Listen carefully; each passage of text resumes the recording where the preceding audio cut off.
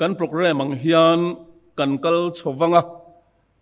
tukina hian longtlai ABC rural ordination ko ran upa nem he hun thatak mai min petu kan pathian chunga lom thu kan soya tin hun thatak mai rem chan na min siam sak tu longtlai di si chunga po lom thu kan soya tin venia hianin helai muna in khom zong zong te TV lama min lo thir tu zong zong te lali suwa Krista mingin chibai kabuk chewani longtlai ABC in khom pui kan nei thina kumin ai ro chuanin in khom pui kan nei theilowa rural na le koran upa ordination service koran upa nem nge nahun man ania nimin lama kan rural tlang pui koranat le veni hen koran upa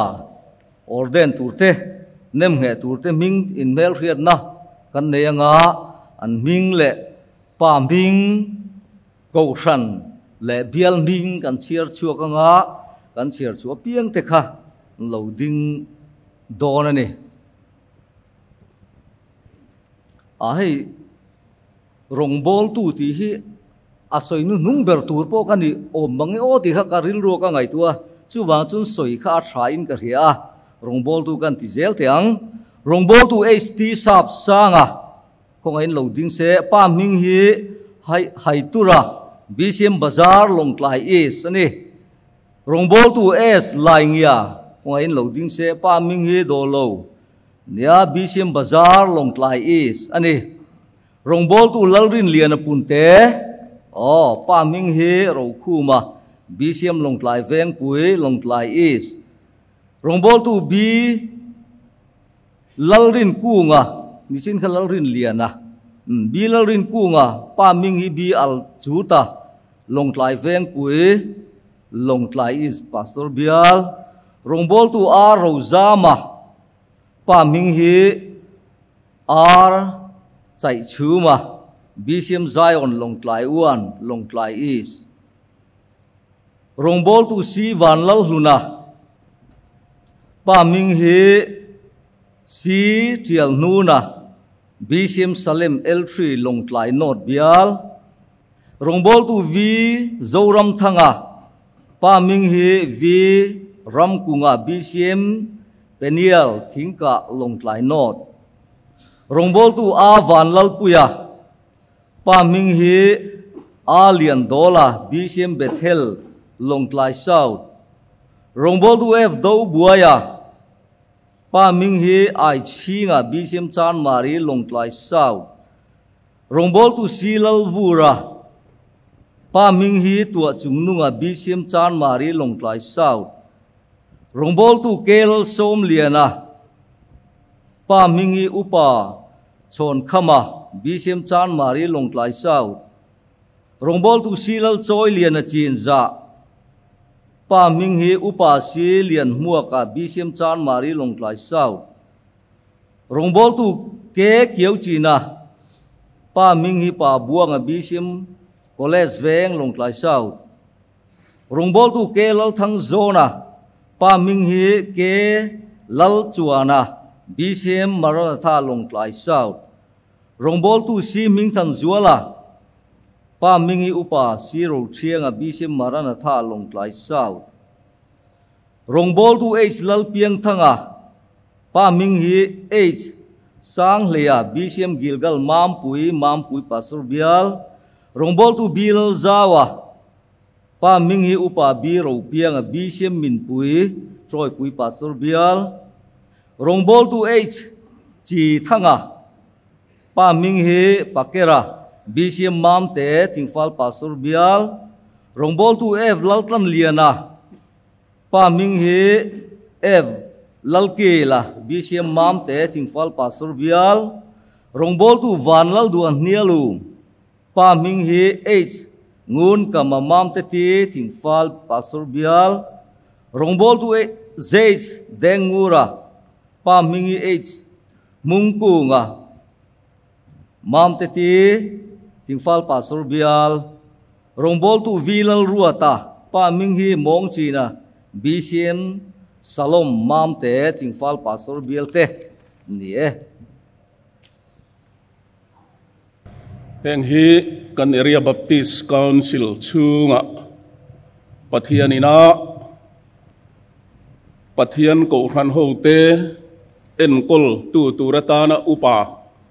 thar min pek tur te chu anni tihian kan thutir le photanga bible chiarna hun kha kan ne yanga nakina voina orden turte chung kuaronin khom te po kanom muna kanin din tir ve zok don ani le kan zain ithuang u bible chiar na kan neyanga tichuan upa hlal nun sanga hela hian local sela pathian thu chiar turin ilo somang u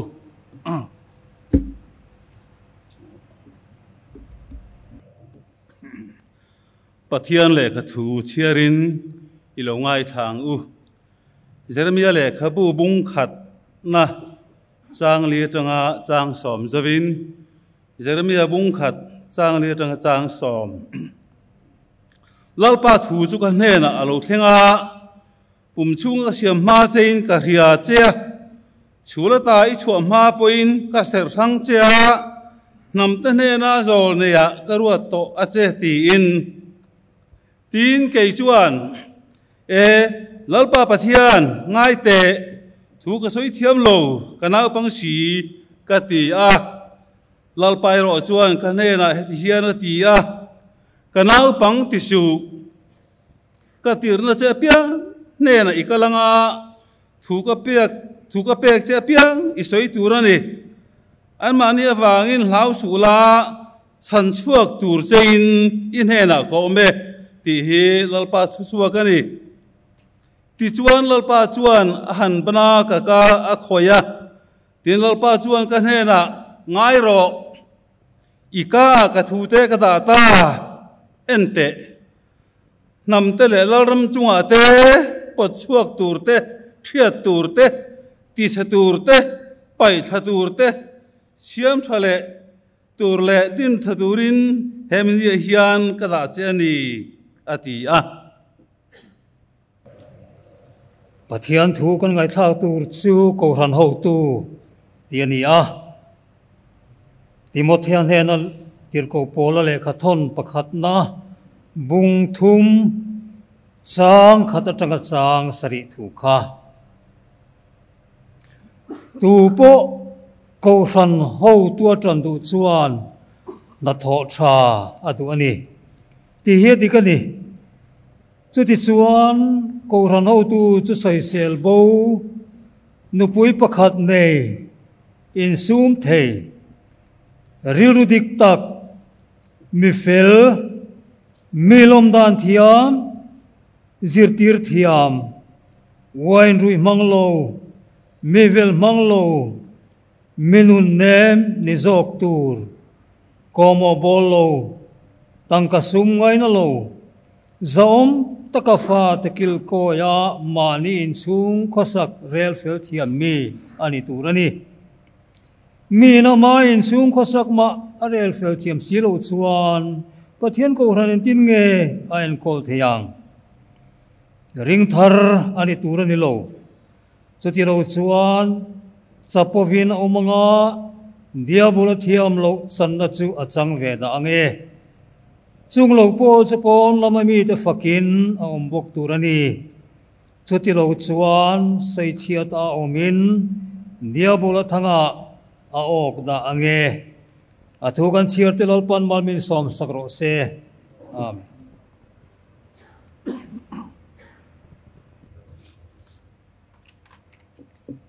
Trut munatangin orden turte loading chuak le sela trange voina maheng upa orden tur chung kwa ron troi om tu local te kanom huna lo ding chuak veng u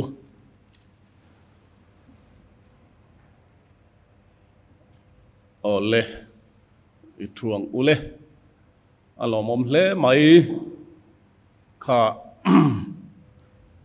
troi om tu deuh vek kha kan ni mai voinin khom chu alom ome nem nge tur te mel khriat tir na kan nei to a tu na hian thu ka zot don chewa that taka min chang turin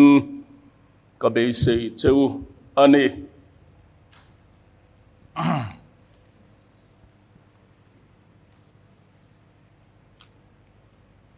Isua Krista hiringin lalle chandam tua ipomem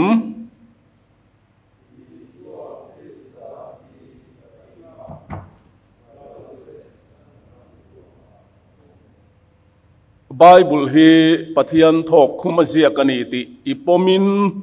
Mizoram Baptist ko ran thurin puan chua hi Bible zirtir na dik takaniti ipomem Mizoram Baptist ko khana hian tho ho na thatta ka zel theinan ko khan in pum khat na vong him zel turin I in tiam theim Mizoram Baptist ko khan assembly du dan le in kai hruai na siam anga ko khan en kol turin I in tiam theim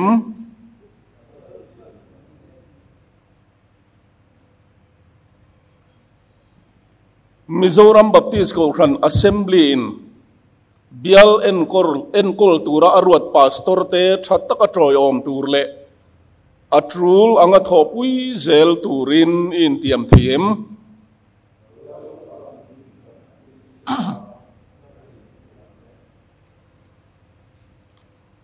ole alom ome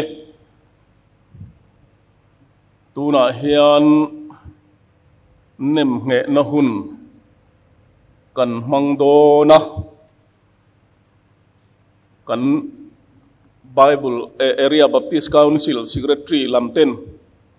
atu langin minhan boy pui anga an pui na in helaya hian hun karon mangdon ani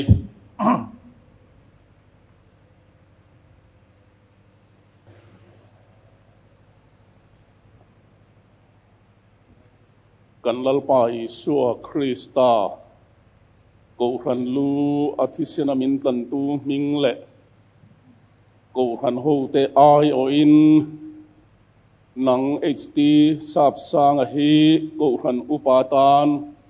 kanem heta che ko ran upatna chu koltir inita e lalpan malsom chero se lalpan vengin ruai che sela athat na chu ichunga ni angin lo eng zel ro se amen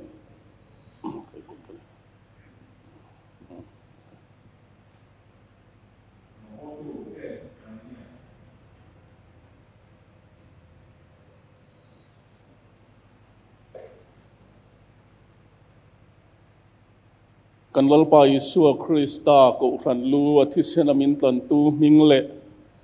ko ran ho te ai o in nang es lai ngia hi ko ran upa atan kanem heta che ko ran upa na chu koltir inita e lalpan malsom chero se lalpan vengin ruai zel che sela athat na chu ichunga ni angin lo angel ro se amen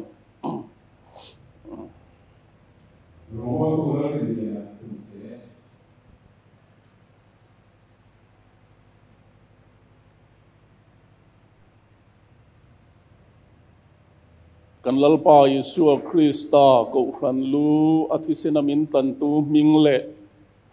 ko ran ho te ai o in nang lalrin liana punte hi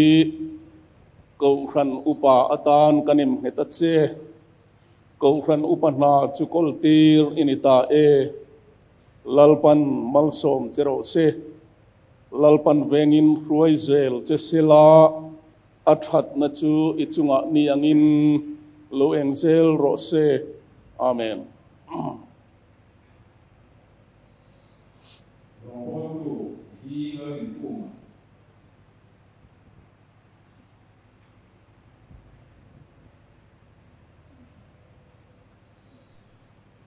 kan lalpa Isua Krista ko han lu athisena min tlan tu mingle ko han ho te ai o in nang bi lalrin ku nga hi ko han upa atan kanem ngeta che lalpan vengin ruai zel che sela athat na chu ichunga ni angin lo eng zel ro se amen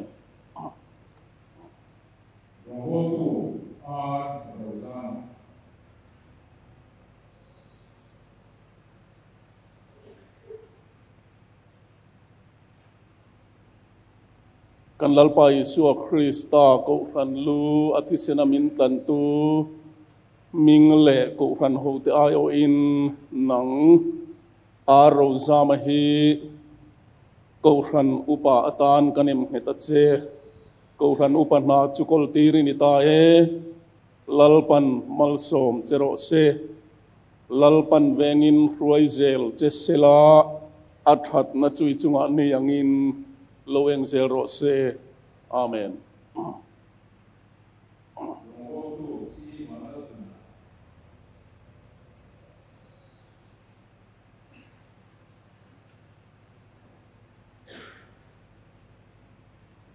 kan lalpa Isua Krista ko han lu athisena min tlan tu mingle ko han ho te ai o in nang si van lal luna hi ko han upatan kanim heta che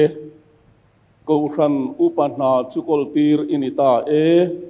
lalpan malsom chero se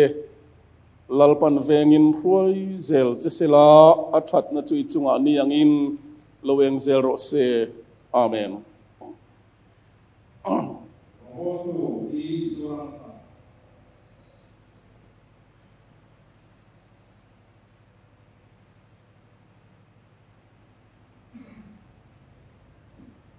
kan lalpa Isua Krista ko han lu athisena min tlan tu mingle ko han ho te ai o in nang vi zoram thanga hi ko han upatan kanim heta che ko han upana chukol tir inita e lalpan malsom chero se lalpan vengin ruaizel chesela athat na chu ichunga ni angin lo eng zel ro se amen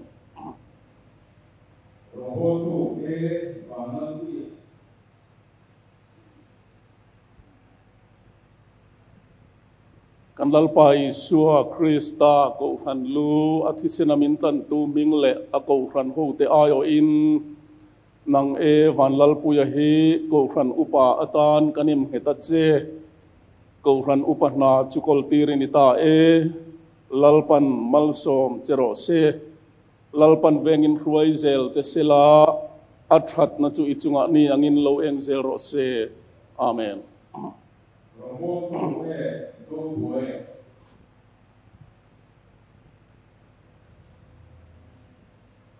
kan lalpa Isua Krista ko han lu athisena min tlan tu mingle ko han ho te ai o in nang f do boya hi ko han upatan kanim heta che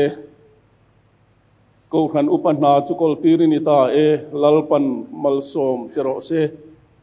lalpan vengin ruaizel che sela thatna chui chunga ni angin loeng zel ro se amen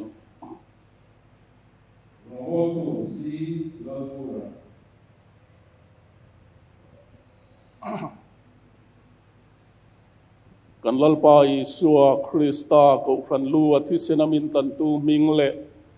ko han ho ai o in nang si lalvu rahi ko han upatan kanim heta che ko han upana chukol tir inita e lalpan malsom chero se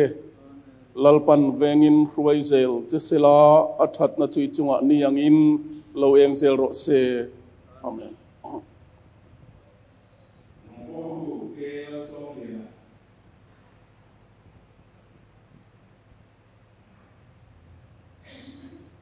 kan lalpa Isua Krista ko ran lu athisinamin tan tu mingle ko ran ho te ai o in nang kelal som lian hi ko ran upatan kanim heta che ko ran upana chu koltir inita e lalpan malsom chero se lalpan vengin huai zel che sela athat na chu ichunga niangin lo eng zel ro se amen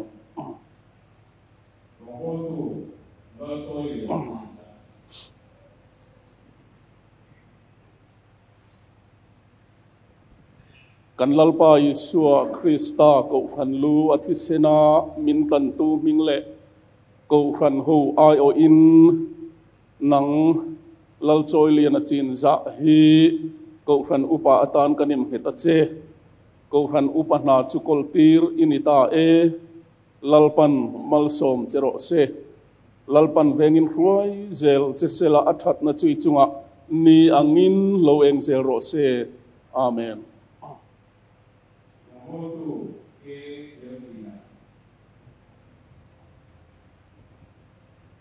kan lalpa Isua Krista ko ran lu athisena min tan tu mingle ko ran ho te ai o in nang h kiau chi na hi ko ran upa atan kanim heta che ko ran upana chu koltir inita e lalpan malsom chero se lalpan vengin ruai zel che sela athat na chui chunga niangin lo eng zel ro se amen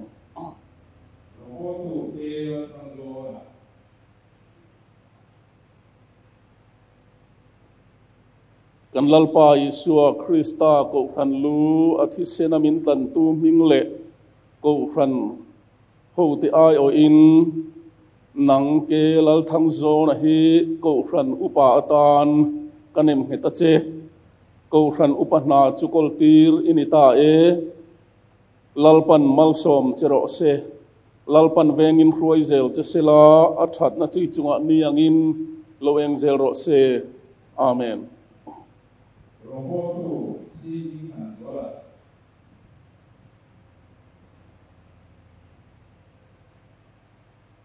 kan lalpa Isua Krista ko ran lu athisena min tan tu mingle ko ran ho te ai o in nang si ming than zuala hi ko ran upa atan kanim heta che ko ran upana chu koltir inita e lalpan malsom chero se lalpan vengin ruai zel che sela athat na chu ichunga niangin lo eng zel ro se amen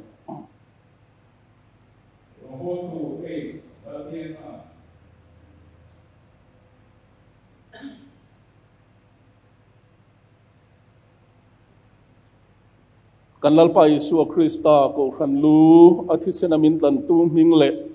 ko ran ho te ai o in nang h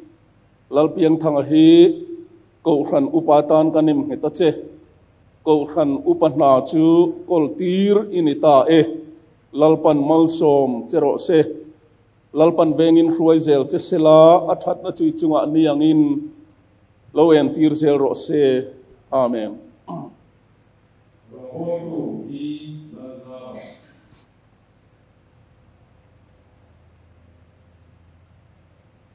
kan lalpa Isua Krista ko ran lu athisena min tan tu mingle ko ran ho te ai o in nang bilal zawa hi ko ran upatan kanim heta che ko ran upana chu koltir inita e lalpan malsom chero se lalpan vengin ruai zel che sela athat na chui chunga niangin lo eng zel ro se amen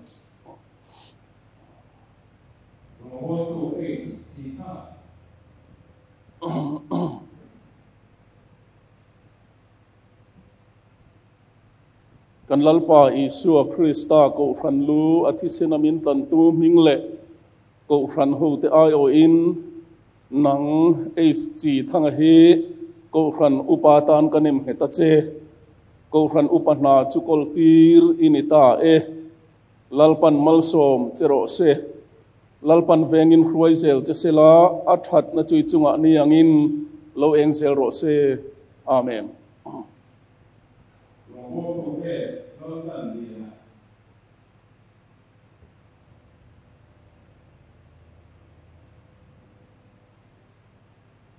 kan lalpa Isu Krista ko ran lu athisena min tan tu mingle ko ran ho te ai o in nang ef lal tan lian hi ko ran upa atan kanim heta che ko ran upa na chu koltir inita lalpan malsom chero se lalpan vengin khruai zel che sela athat na chui chunga ni angin loeng zel ro se amen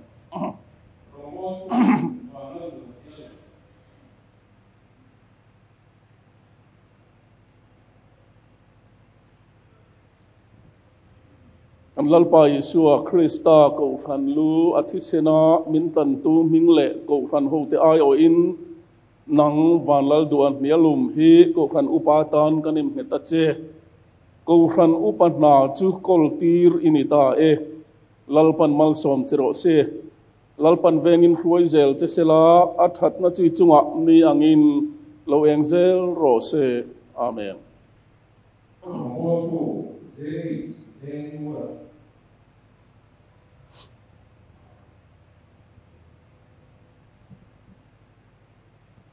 kan lalpa Isu Krista ko ran lu athisena min tlan tu mingle ko ran ho te ai o in nang ZH deng ngu rahi ko ran upa atan kanim heta che ko ran upa na chukol tirin ita lalpan malsom chero se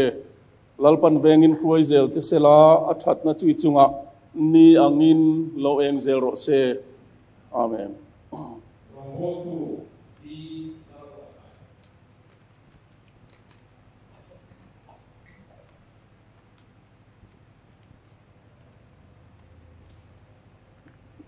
kan lalpa Isu Krista ko ran lu athisena min tlan tu mingle ko ran ho te ai o in nang vilal ro ta hi ko ran upa atan kanim heta che ko ran upa na chu koltirin ta lalpan malsom chero se lalpan vengin ruaizel che sela athat na chui chunga ni angin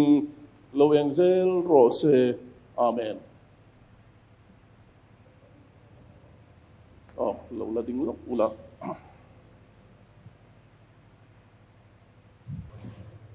Bất thiên mà cứ hôn đi trồng trà yang u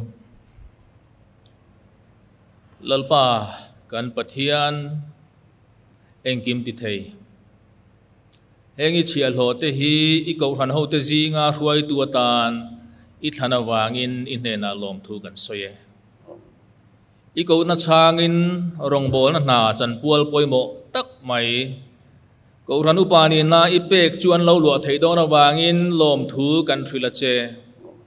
I ko ran ho te kai ruai na konga in pek na tak le na tha tin reng an tho zel theina turin lang ni tharau thiang himin ti khat fo zelang che Chrisel na tha te wai sen na te rinom na te fin na le chel na te chu tiang chuan thuam la I than chan an yang takanang ma le ko ran ho te rong an bol sak theina turin langin kai huai tlat zelang che nang ma ring tlat fo zel thei turin tran puila ko ran ho te pun an rong bol na thop tu tran pui tu le fui tu man ruwa ko ran ho te pon angin min mang zelang che kan lalpa Isu Krista mingin lom tu soi chungin kan dial che amen amen tuna hian certificate le Bible lan na kan ne yanga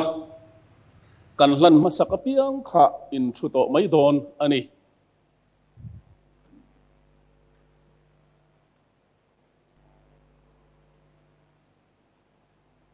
hei hi la la ko ran ho te en kol nan mangang che lalpan mal som chero se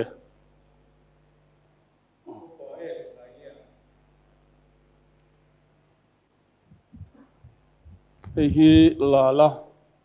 ko ran ho te en kol nan le chom nan mangang che lalpan mal som chero se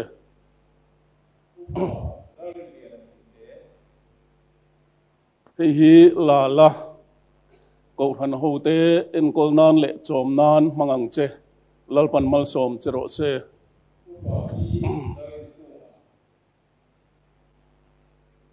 hei hi la la ko ran ho te en kol nan le chom nan mangang che lalpan mal som chero se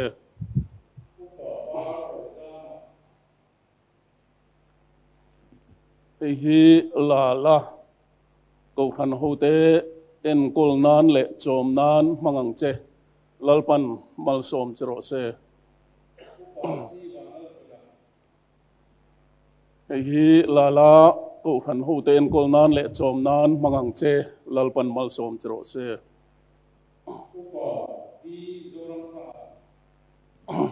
hei hi la la ko ran ho te en kol nan le chom nan mangang che lalpan mal som chero se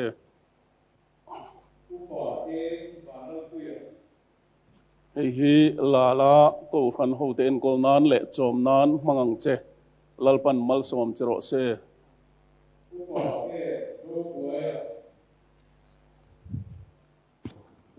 hei hi la la ko ran ho te en kol nan le chom nan mangang che lalpan mal som chero se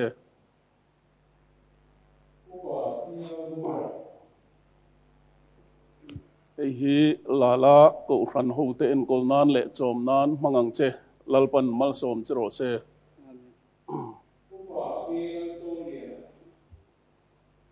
hei hi la la ko ran ho te en kol nan le chom nan mangang che lalpan mal som chero se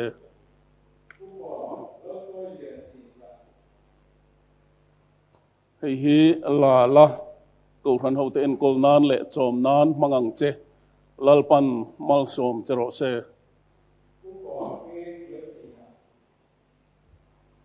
hei hi la la ko ran ho te en kol nan le chom nan mangang che lalpan mal som chero se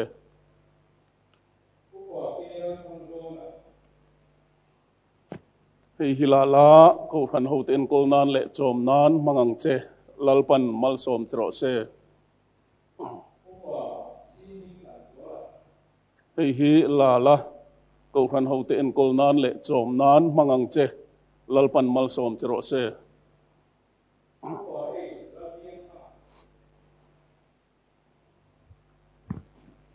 hei hi la la ko ran ho te en kol nan le chom nan mangang che lalpan mal som chero se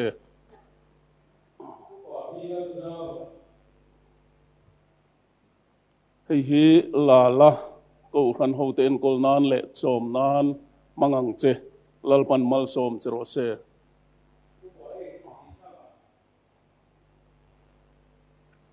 hei hi la la ko ran ho te en kol nan le chom nan mangang che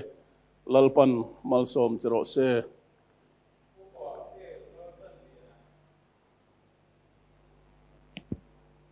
hei hi la la ko ran ho te en kol nan le chom nan mangang che lalpan mal som chero se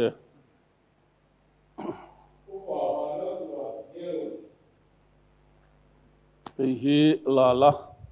ko ran ho te en kol nan le chom nan mangang che lalpan mal som chero se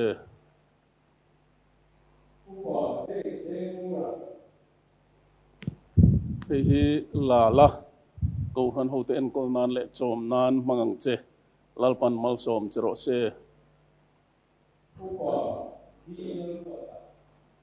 hei hi la la ko ran ho te en kol nan le chom nan mangang che lalpan mal som chero se tu na chuan thu cha ngai thado na nga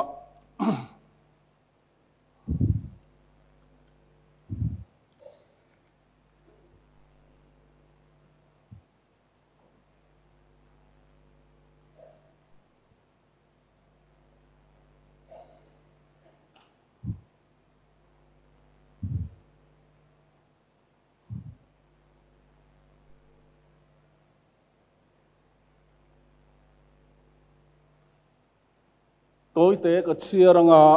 tin thui lu tuk lo hun man ka tum bok don ani dar som pakata kan chana dar kar khat kan mang tre pa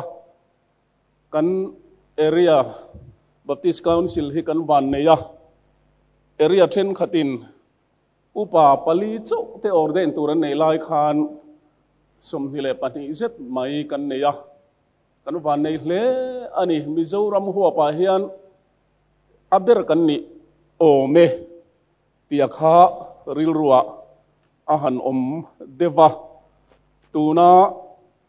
a orden chung hrima po khan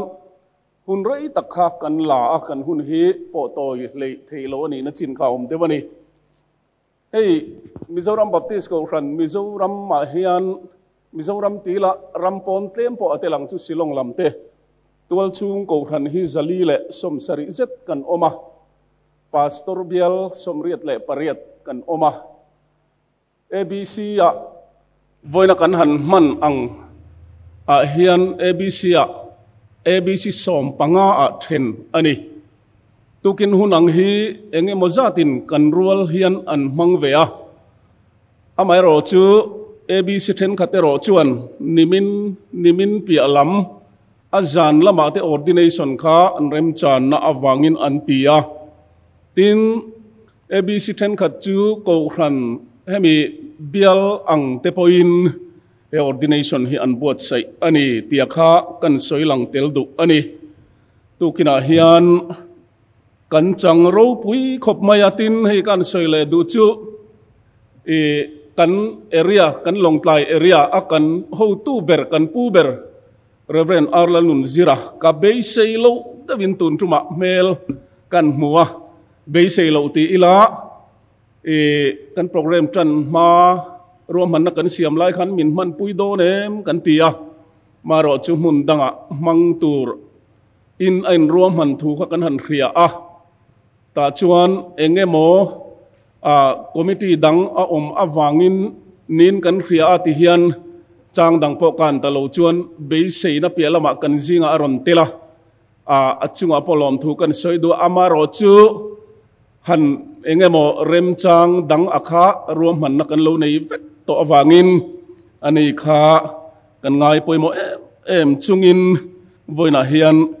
engemo chan vo angkha he program bi ka hian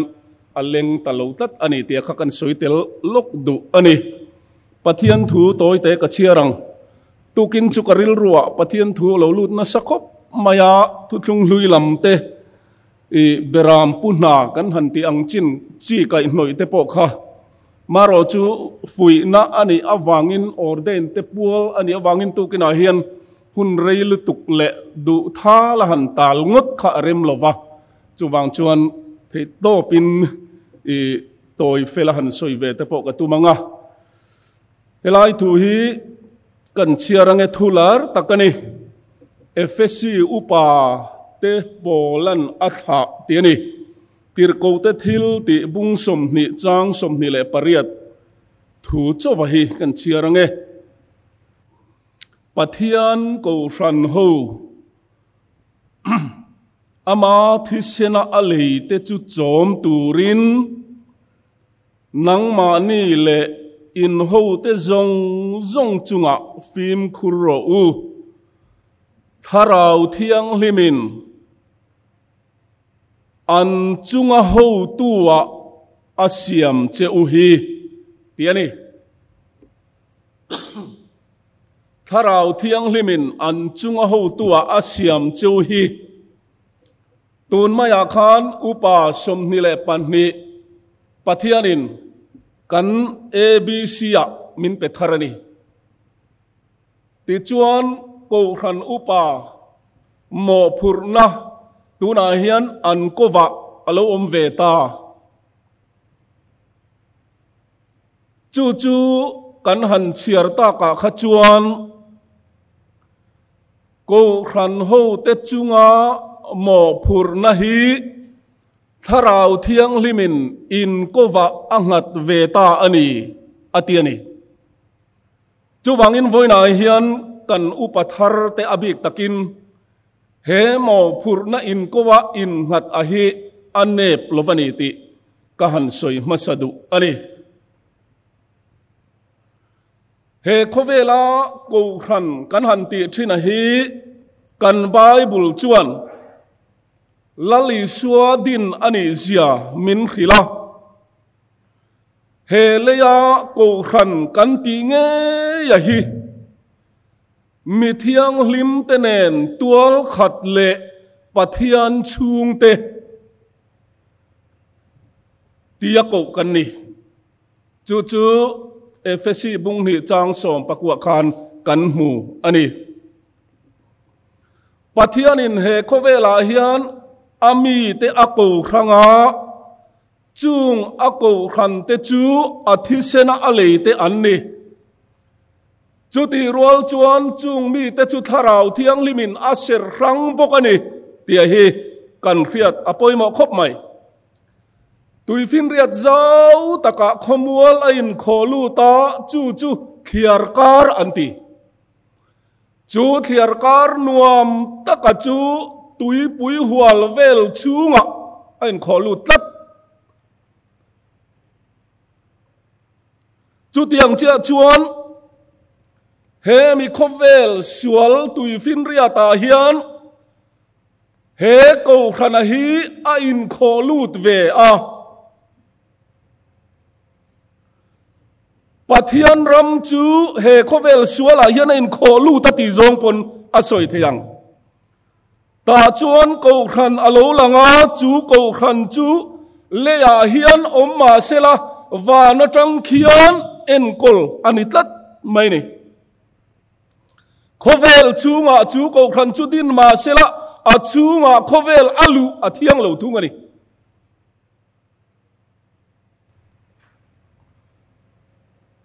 mi thiang lim ho in pol khom ti avua ani rualin mi fello le mi sual kan han ti te chu a fun khom loi si ani he ko khan hi ro pui khop mai he ko khan hi pathian chung kwa pathian chen na chung kwa ani pathian fin na puan chuana ani boka chu wangin he ko khan hi aro pui em ani sualin anne lo nan chan dam na banga hung tatani dak chama nei lo nan lali suwa taksa le thisen ring tu anni thung bok ani achunga chuan chu ko khan chunga chuan lali suwa krista alu tina chuaka ei tur ape a nei tu chan changin avei thina ni ti hi to kina hian khethar leila chu ko khan chu tharau thiang limin a chen chil tatani chu ko khan poimo taka chuan khongai na awangin pathianin atel tir ve chea tukin singa hian ko khan pui pa ko khan upa ilo ni ta ani hi kan Bible chiarina soyang khan tharau thiang limin he muna hian tukina hian ho tua asiam che ani hela hi kan theng hilang ti ka hlau khop mai tharau thiang limin ko khan en kol na thok turin ho tua choi moi na tanga min hung ti tukin singa abik takin upa te hian kan khriat chian angai khop mai upa orde na ni boka kan tin ve khrim wang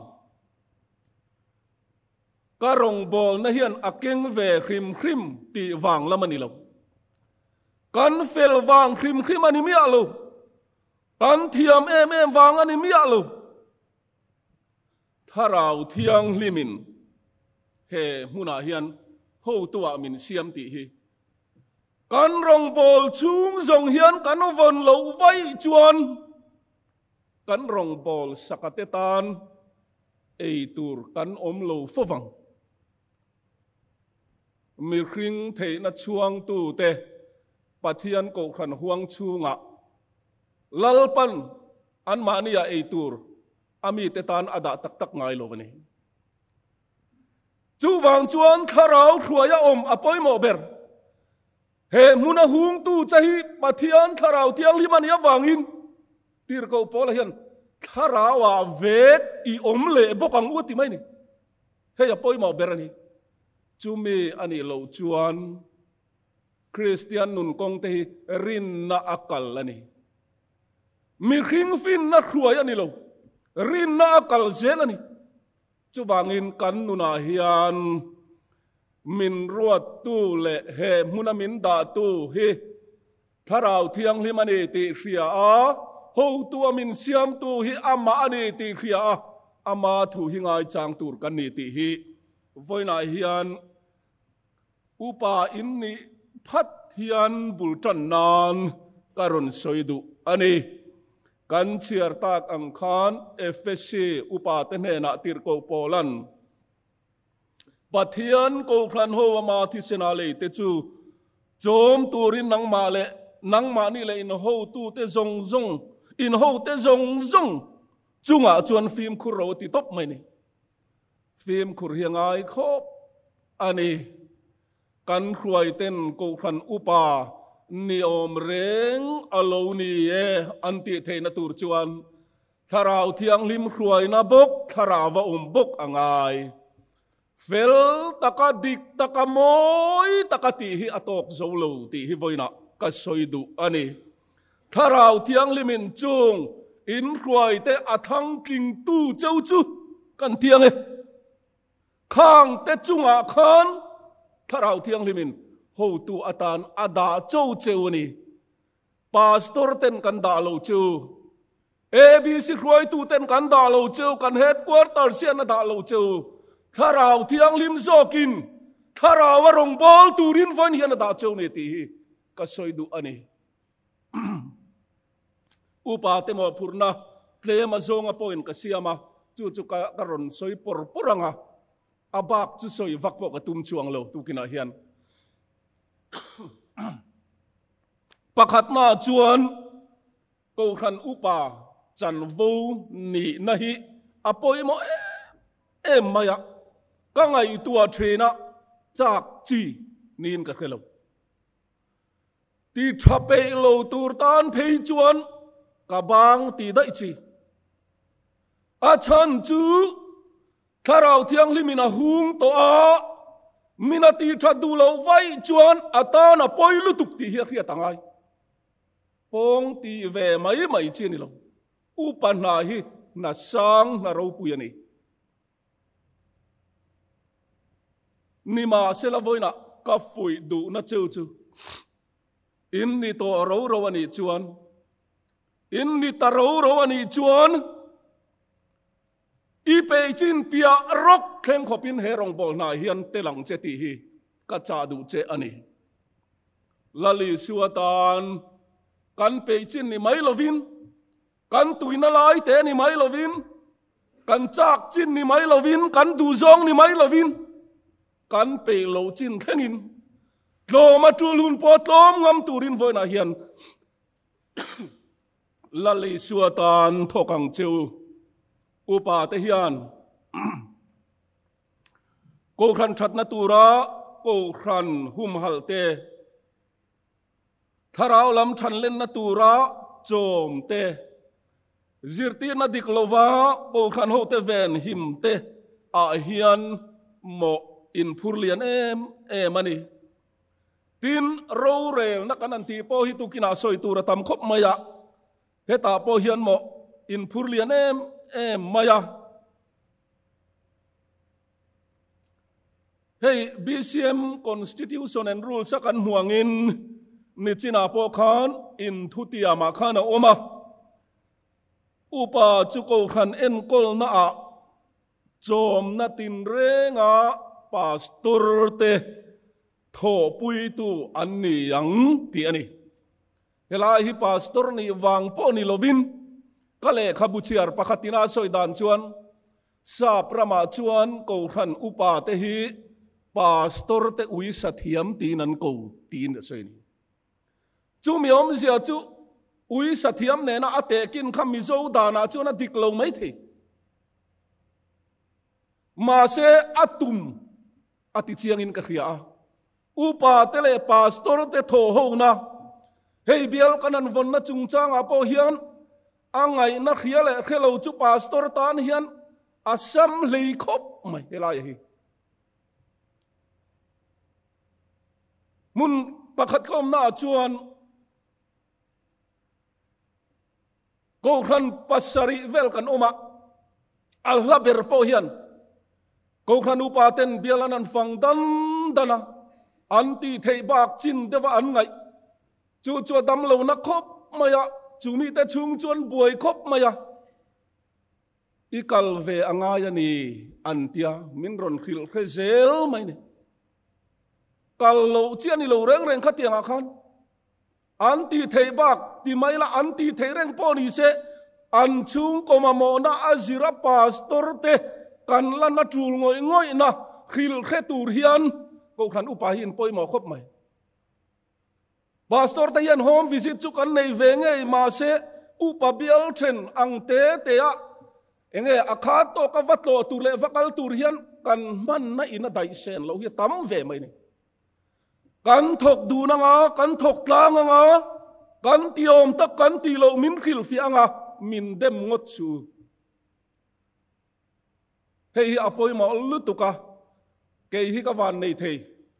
ka bial upa ten felem em tu na pon ka tiom reng hian khria julaya chuan chumi khami chu anti zung zunga pastor thani har mi alo khatia chu chu bangin tu kina hian helai hi ka han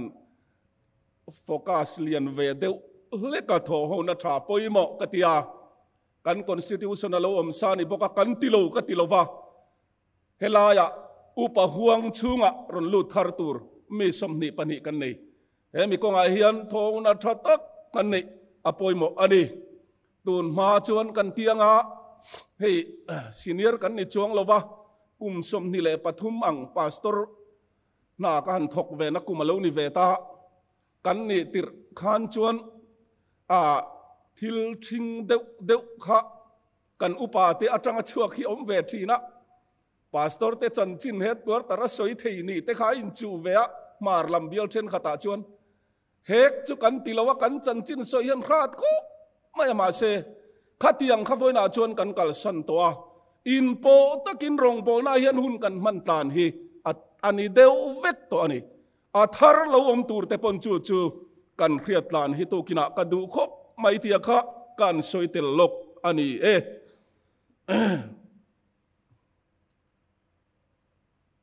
upa te hi antai maturani ti hi point pakhata kan mangle ani ko khan member te tlo kan an ti te heng le khabuchiar kan han ti te constitution and rules kan nei khal pe te apoi mo khop mai le khabu hi kan mu pak chin chin ko khan ho chom na tura hian kan khir hi lo ngai khop mai tun la ya chuan nia le khabu ai han tui pui tur po hi oma chiar thiam lem lo tan po hian amu nom khrim khrim zonga mit lak na tur la ya tam em henga hian enge ko khan upa te hian limit kan nei deuh chu ngai ko khan chom tu kan ni na tur ta na tang kai chin hi kan lor thiam po apoi mo khop mai chu ta chuan chiar pe kan tinang to ka chiar pe zir pe mual eng hu phak to ka kan en kolten min musit lutuk lo na turata na kan chiar thiam mang lo pon zo pe te yang ai to ani te kha tu kina kan soitel dua chung zinga poimo ka ti em chu bible chiar hi ni helahi war takas thui deu soi ka cha khop maya bible chiar mia alova ni khata mu mal taka pathian pol na nei mi alowa ni leng thak ko khan nar kai tu hi ka lo mu ve nual mai ke chu ka ngam lo ka hlau hi ปะเทียนปอลมูมัลตักในโลเลจงใจโลวะนิเลนเตหิเช่นขัดจงนั้นโลงำวิวไม่โลเนี่ยเฮลายาเฮียนกันอินเวนก็ดูคบไหมก็สอยตากอังคารจูอายาทิลอลซัมเลมินปดเปงเทียตัมโตมาเซมูมัลตักินนิขตาไว้ขัดตัลก็ขันุปาเตนปะเทียนปอลนั่นแหละอาทุเชียร์นัจงใจนะฮิกันในอ่างไง personal devotion กันเตียฮิรินอายินรงบอลตูเตโปฮิรินนาเฮียนอาหุลเวทให้วิวมายังกันหุลวิวชวนกันอินท่าดานิไหมกันจันบาร์ปาเตโรชวนนุนฮิหุลเตียตักตักโลปะเทียนรำทิลอายะเอจนนายโมโคเวลทิลมกตีตัมเตยอัลลอฮ์เรียวเนี่ยจูบางอินกันริลรูเปกนั่ลลำเฮียนกันนุนนักรัวยากันนี่นักลเปลเฮียนทุยตักทิลดังอาจอเทนี่จูบางอินกันนี่ในเครงนี่ละไตมากชัวอีละไบเบิลขลเปลาเลขบุดังจังกายเชียร์เปลาจงใจไปจุกลจุงปนจงใจเร่งไม่ตูรกันนุนเฮ้ยอูนาวกันอูนาวลัลชุงกลำเฮียนกันนุนฮิจงใจนุนติอันเตียอันนี้ตักเอ็มกันเคลาวะมาเซนมานี่ฮันเฮียนรินไอเฮียนอันชุดหวงอังเริงเวียวเสียนุนจงใจนุนตีฮิอาตักมังตูรกันเนี่ยกันจงใจเร่งไม่ตูรนี่เฮียอัศโซตันตีฮิกันโซยันี่โซมาประคัดจุงจางฮิปะเทียนรำฮิก็สวยตำเวทีนะกังไอปอยหมอโจซาบธราคารซุมวางอินปะเทียนรำโคเวลาดิ่งโลนิมาเซลาซุมเตลโลวินปะเทียนรำกัลเทโลที่เฮลสวยตัดนี่เฮียดิกกติยาโกขันนารกายตู้เต้นเฮโซมาประคัดกันที่ปะเทียนรำซุมฮิมากันครัวยังไงครบไหมเฮซุมกันตีกันไงลุเต้แม่เลยกันอินตานเสียก็โคเวลกันจนหวยกันอาจปุยเหลาเจ้าฮีไบเบิลจงจวนอัลเลมันเนี่ยซุมเลมันนี่มาเสจูซุมเลมังจวนโคเวลายันอินตานเทียนแต่เสียมเราโคเวลาอินปะเทียนรำโจเรามินติทุงอันนี้จูทิลเลมจุงละมินะอารมณ์อมชุนันนี่ไม่อมมังเอโอกติจูวางอินเฮมีเป็กนักของอาโปเฮียนอาบิเซียมปุ่มปุยไงตัวปอยน์อาเอรียไงตัวปอยน์อาเบียลเอรียอาเบียลไงตัวปอยน์เฮลามาเฮียนอากูละตายก็ขณะปุยปัจจันจังเตหิมาครวยตัวตุรกันนี่ตกเซลาติหิอวรังเริงตะกินกันสวยดูอันนี้กันอมนาซิรเฮียนกันขวาเตตเลอเลนาซิรเตเฮียนอินทาดานักของอาโปเฮียนกันอินทาดาเลเทวิวอุปาเทวฮิดูกันสิงากันสวยเตลครามอันนี้ปะเทียนเบียกอินโคมจุงจ้างอาเตโปเฮียนอินโคมเฮ้ยตุนไลจุกันอินโคมเทโลโจคะอินโคมเทไลโปคันอินโคมเราไม่ฮิติลมเทอันนี้วางอินการอินเวนักันฟิล์มคุระปอยโมมันนี่เป็นกครันอุปากันนี่จวนมาโตงากันจวนง่ายกครันทิลตีครั้งกันง่ายสร้างตัวนี่เฮงนัดลางอาโปเฮียนกครันตินฮีเอนิลาทลายโปลันเนียโมนูฮวันเนียโมเบียมเปียนเนียโมอันนัตลานาตาตูตะกะกครันอุปกัลฮิจูอุปชัตกันนี่เดอุเซลันตีอันตีเลตีโลโปเครพมังโลเอาอมเทียงจูวังจวนกครันทิลตีฮีกันตาอันนี้กันไงปอยโมครบไม่กครันเอ็นกอลตูเลโจมตูรกันนี่ติกันอินเสียตาโจมอินมุนาจวนทาราวเทียงลิมินมินหุงอันนี้มินดาตุทาราวันนี้เตะเฮตุกันสิงะกันเรียดกระดูตักเจ็ดอันนี้ปะเทียนโกครันโฮอธิเสนาเลตุจะจอมตูรินนังมานีเลอินโฮเตจงจุงอาจวนฟิล์มคุโรโอทาราวเทียงลิมิน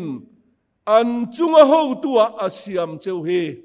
ปะเทียนินอัทูมัลสมโรเซอาเมนดิคานกันโปรแกรมตั้งปุยจุกันโลโจตาอันนี้กันซาอินกันดิงงาจุมิชุงจวนเฮลายฮันเรเวนเกลัลโดสังอาลูชวังาจงใจนั่นแหละมัลสมนะ อันนี้ยังไงเฮลายกันอินคอมจูกันทรีนังอ่ะเฮ้ยออเดนเตฮีอันทามูมัลเดวตะกลักเตปอนดูอินกะเขียอ่ะตินทลักปุยดูปกันอไม่เทียฟิมคุรุตักเซลินบ่อยน่ะเฮียนหุ่นมังอิละอัฐะเงกันใจอินอิเราดิ้งอังอู